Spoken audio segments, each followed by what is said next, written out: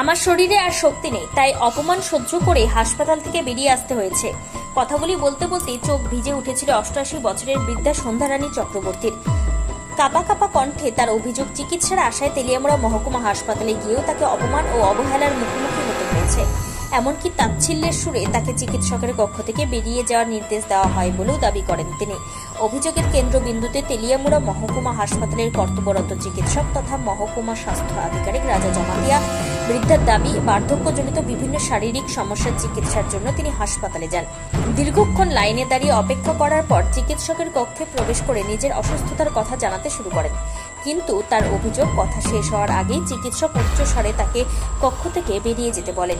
শুধু তাই নয়, তাকে অপমানজনক ভাষায় ভৎসনাও করা হয় বলে অভিযোগ করেন সন্ধ্যারানী চক্রবর্তী।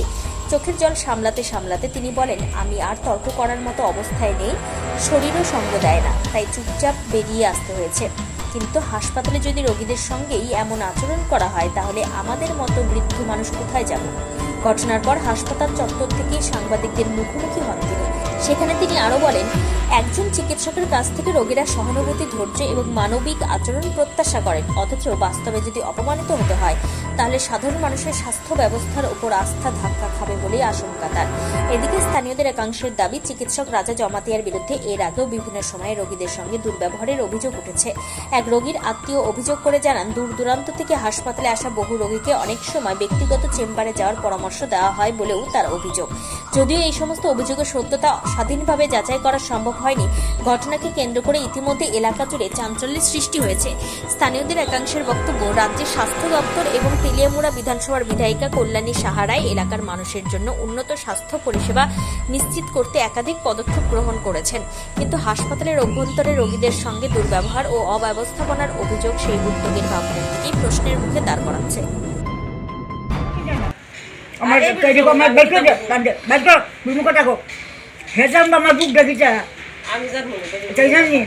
আমার রূপটি এত বড় অসুখ, আমার শক্তি নাই, কেসি করলাম কেসি করলাম বলে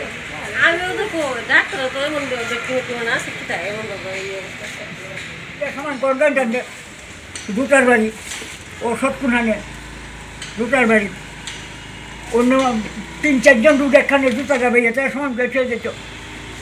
3-4 রুট একখান হইয়া আমার মতো বুড়ার বাড়িতে এই ব্যবহার করে দিতে। সবসময় শরীরটা কাঁপে, সবসময় কাঁপে শরীরটা, আর কথা করতাম পাই না, আর রাখতাম পাই না। আমার মারবো যে বুড়া এইসব কথাবার্তা কর, আর ওপর ডাইনি আসে। আর আমার রুমে জাননা করছেন, জাননা করতে